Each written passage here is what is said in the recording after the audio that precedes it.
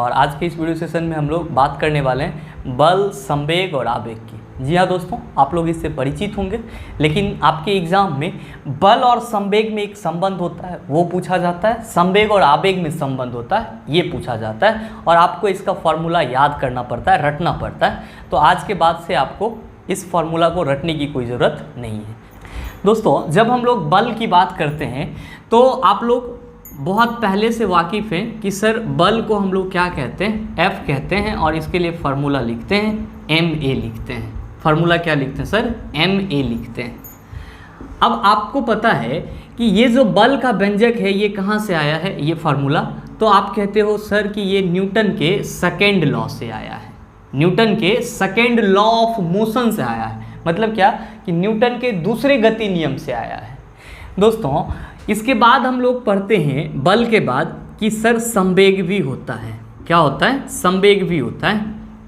इसको हम लोग मोमेंटम बोलते हैं, इसको हम लोग क्या बोलते हैं, मोमेंटम बोलते हैं। और क्या कहते हैं कि सर इसको रिप्रेजेंट करते हैं किससे, P से, और फार्मूला क्या लिखते हैं, mv। P इक्वल टू क्या लिखते हैं सर, mv लिखते हैं। और इस mv का मतलब ये हुआ कि द्रव्यमान अगुना वेग, द्रव्यमान अगुना वेग, ये चीज़ हम लोग कहते हैं। मतलब क्या कि किसी वस्तु के द्रव्यमान और उसके वेग के गुणनफल को हम लोग क्या कहते हैं, संवेग कहते हैं। और फिर हम लोग जब आवेग की बात करते हैं, किसकी बात करते हैं, आवेग की, तो हम लोग क्या कहते हैं कि सर इसको इंग्लिश में इम्पल्स कहते हैं। क्या कहते हैं, इम्पल्स कहते हैं। इसको या तो हम लोग I से रिप्रेजेंट करते हैं या फिर J से रिप्रेजेंट करते हैं। और हम लोग क्या कहते हैं कि सर किसी वस्तु पर थोड़े समय के लिए जो लगने वाला बल होता है और जितने समय के लिए वो बल लगता है उसके गुणनफल को हम लोग आवेग कहते हैं। मतलब क्या कि किसी वस्तु पर थोड़े समय के लिए बल लग रहा है और जितना बल लग रहा है और जितना देर के लिए लग रहा है दोनों को गुना कर देते हैं तो हम लोग को आवेग निकल जाता है। ये दोस्तों आप लोग परिचित हैं इसके फॉर्मूला से। लेकिन आइए कुछ बेसिक चीज़ की बात करते हैं। पहले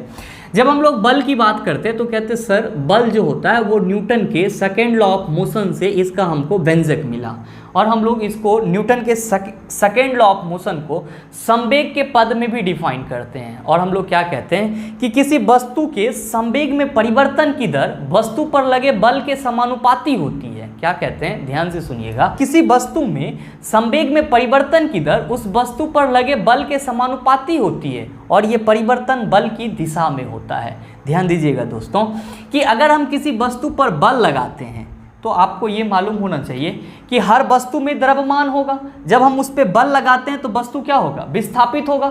मतलब क्या कि वस्तु अपनी स्थिर अवस्था से गति अवस्था में आना चाहेगा। स्थिर अवस्था से क्या होगा, गति अवस्था में आना चाहेगा। सीधे सीधे तौर पे आप कहेंगे कि सर वस्तु के वेग में परिवर्तन होगा। मैं क्या कह रहा हूँ सर कि जब आप कहते हो कि न्यूटन के सेकेंड लॉ को संवेग के पद में डिफाइन करो, किसके पद में डिफाइन करो, संवेग के पद में, तो आपको मालूम है कि F इक्वल टू ma होता है। और आप कह रहे हो कि जब किसी वस्तु पर हम बल लगाएंगे तो उस वस्तु के वेग में क्या होगा, परिवर्तन होगा। तो हम क्या कह रहे हैं सर कि मान लीजिए कि आप किसी वस्तु पर बल लगाए और उस वस्तु का बल क्या हो जाए, V1 से V2 हो जाए। ध्यान दीजिएगा, मैंने आपको क्या बोला कि आपने किसी वस्तु पर बल लगाया और उस वस्तु का वेग जो है वो V1 से क्या हो गया, V2 हो गया। V1 से क्या हो गया, V2 हो गया। और कितने समय में, तो ये आपका T समय में, कितने समय में, T समय में। तो आप क्या कहते हो कि सर यहाँ पे जो वेग में परिवर्तन हो रहा है समय के सापेक्ष, मतलब ये हुआ कि वेग में परिवर्तन की दर को हम लोग त्वरण कह सकते हैं, ऑब्वियसली कह सकते हैं। और हम लोग इसको लिखते भी हैं, क्या लिखते हैं कि V2 माइनस V1 बटा T, V2 माइनस V1 बटा T। भाई यही ना आपका त्वरण होता है। V1 आपका यहाँ पे प्रारंभिक वेग, अब V2 क्या हो गया आपका अंतिम वेग। तो अंतिम वेग में से प्रारंभिक वेग घटा दिए तो मेरा क्या हो गया, त्वरण निकल गया। देखिए हमने आपको ऐसा क्यों बोला, यहाँ पे ध्यान दीजिएगा, समझ में आ जाएगा आपको सारी चीज़ें कि जब हम लोग बल को संवेग के टर्म में लिखते हैं तो कैसे लिखते हैं। आप देख रहे हैं कि यहाँ पे F इक्वल टू हम ma लिखे हैं। क्या हम F इक्वल टू हम a इक्वल टू ये फार्मूला रख सकते हैं यहाँ पे a के जगह पे, तो mv2 बटा v1 बटा t। क्यों, तो आप कहेंगे कि सर जब वस्तु पर बल लगाए तो वस्तु के वेग में परिवर्तन हुआ, वस्तु v1 से v2 हो गया, इसीलिए वेग में परिवर्तन की दर त्वरण को निकाल लिए। तो देखिए F इक्वल टू क्या हो जाता है mv2 माइनस mv1 अब बटा t। F इक्वल टू क्या हो जाता है mv2 माइनस mv1 अब बटा t। ध्यान दीजिएगा कि आप कह रहे हैं कि सर संवेग का मतलब क्या होता है, तो किसी वस्तु के द्रव्यमान और उसके वेग के गुणनफल को हम लोग क्या कहते हैं, संवेग कहते हैं। ध्यान से समझिएगा कि किसी वस्तु का जो द्रव्यमान होता है और उसका जो वेग होता है उसके गुणनफल को हम लोग क्या कहते हैं, संवेग कहते हैं। तो यहाँ पे द्रव्यमान भी है और वेग भी है, दोनों का गुणनफल है यहाँ पे। तो आप यहाँ पे mv2 है तो क्या हम इसको F इक्वल टू ये लिख दें, हम mv2 को p2, mv2 को क्या लिख दें सर p2 और mv1 को हम लोग P1 लिख दें, तो P2 माइनस P1 अब बटा T। देखिए मैंने आपको कई बार बताया है कि जब फिजिक्स में आपको किसी राशि को समय से भाग देना हो तो आप समझ जाइएगा कि वहाँ पे वो रेट बता रहा है और वो उसके परिवर्तन की दर को बता रहा है। तो यहाँ पे ये P2 माइनस P1 संवेग में परिवर्तन, टाइम से डिवाइड कर रहे हैं तब इसको हम लोग संवेग में परिवर्तन की दर पढ़ेंगे। तो यही ना न्यूटन का सेकेंड लॉ कहता है। क्या कहता है न्यूटन का सेकेंड लॉ? न्यूटन का सेकेंड लॉ कहता है मेरे मित्र कि किसी वस्तु के संवेग में परिवर्तन की दर, ध्यान दीजिएगा, किसी वस्तु के संवेग में परिवर्तन की दर तो P2 माइनस P1 बटा T, तो संवेग में परिवर्तन की दर ही ना हुआ, उस पर लगे बल के समानुपाती होती है। मतलब जो उस पर लगाएंगे बल उसके क्या होगा, समानुपाती होगी, और ये जो परिवर्तन होगा ये बल के दिशा में होगा। मतलब क्या कि जब आपको क्वेश्चन में ये रहे कि आप बल को संवेग के टर्म में लिखिए तो आप क्या लिखेंगे, F equal to P2 minus P1 बटा T। F equal to P2 minus P1 बटा T। संवेग में परिवर्तन की दर क्या हो गया ये संवेग में परिवर्तन की दर। दोस्तों अब आप इस दोनों ही चीज़ को अच्छे से समझ पाए होंगे।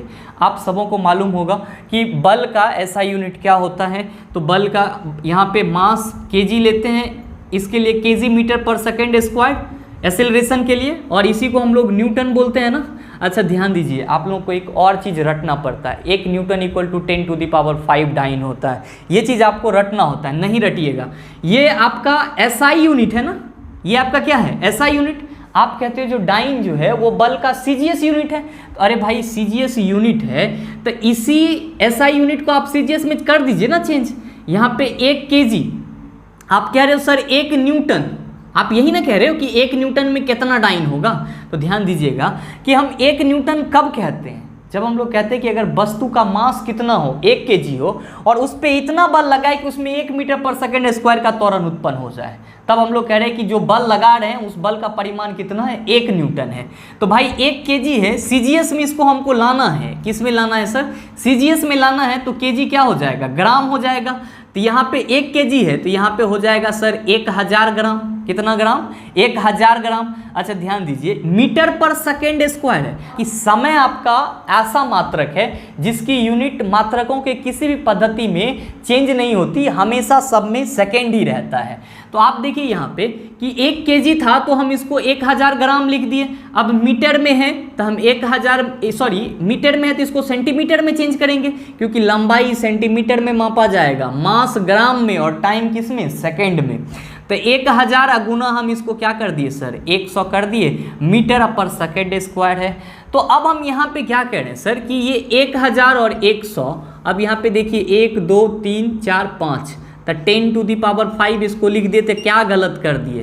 तो इसीलिए ना हम लोग कहते हैं कि 1 न्यूटन इक्वल टू कितना होता है, 10 टू दी पावर 5 डाइन होता है। 1 न्यूटन इक्वल टू कितना होता है आपका, 10 टू दी पावर 5 डाइन होता है। तो इस चीज़ को भी आप याद रखिएगा, बल सदिश राशि है, संवेग 100 से संवेग और 100 से सदिश, संवेग भी आपका क्या है, सदिश राशि है। इसका भी यूनिट केजी और वेग का क्या होता है, मीटर पर सेकेंड, तो केजी मीटर पर सेकेंड हो जाएगा। अब आइए संवेग और आवेग की बात कर लेते हैं। देखिए जब सीधे सीधे हम लोग आवेग को डिफाइन करते हैं, इंपल्स को डिफाइन करते हैं, तो क्या कहते हैं कि सर किसी वस्तु पर लगने वाला बल और वो बल जितने समय के लिए लग रहा है, दोनों के गुणनफल को हम आवेग कहते हैं। और आवेग का जो SI यूनिट हो जाता है वो हो जाता है न्यूटन, और ये कितना हो जाता है आपका, सेकेंड। तो न्यूटन सेकेंड क्या हो जाता है आपका, आवेग का SI यूनिट हो जाता है। अब आप कहिएगा कि सर इसका आवेग का संवेग के साथ क्या कनेक्शन है। मेरे मित्र, आवेग हम लोग क्या कहते हैं, आवेग इक्वल टू क्या कहते हैं, संवेग में परिवर्तन।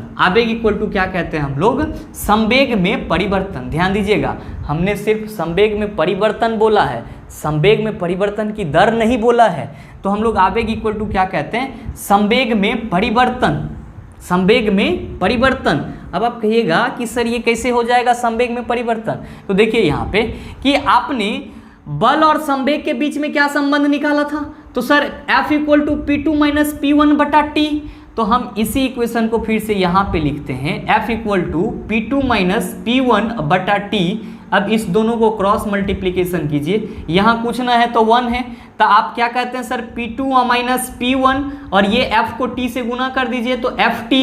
अरे भैया आप आवेग के लिए क्या फार्मूला निकाले हो, क्या लिखते हो सर, तो सर आवेग जो होता है वो वस्तु के बल और वो बल जितना देर के लिए किसी वस्तु पर लगता है उस दोनों के गुणनफल को, मतलब बल और समय के गुणनफल को हम लोग आवेग कहते हैं। यहाँ भी तो आपका बल और समय का गुणनफल दिया हुआ है, बट ये किसके बराबर है, तो P2 दूसरा संवेग और माइनस P1 ये आपका पहला संवेग। तो संवेग में परिवर्तन के क्या है, ये बराबर है।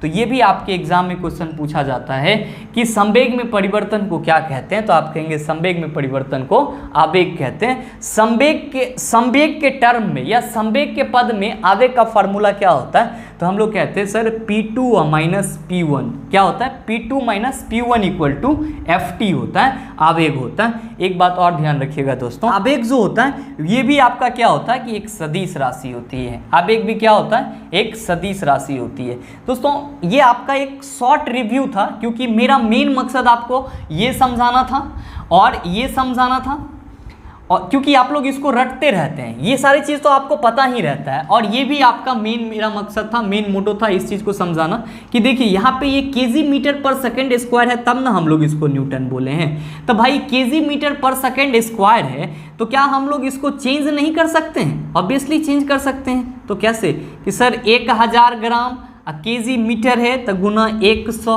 गुना 100, एक ही सेकेंड ना भाई कहेंगे, जब यूनिट मात्रा के लिए निकाल रहे तो एक ही सेकेंड के लिए निकालेंगे, तब बटा 1 का हम स्क्वायरे कर लेंगे तो उससे क्या फायदा होगा, कुछ होगा, कुछ न किए हैं। यही 3 गो जीरो इधर और 2 गो जीरो इधर, 3 2 5 10 टू द पावर 5 और 1 न्यूटन इक्वल टू क्या हो गया आपका 10 टू द पावर 5।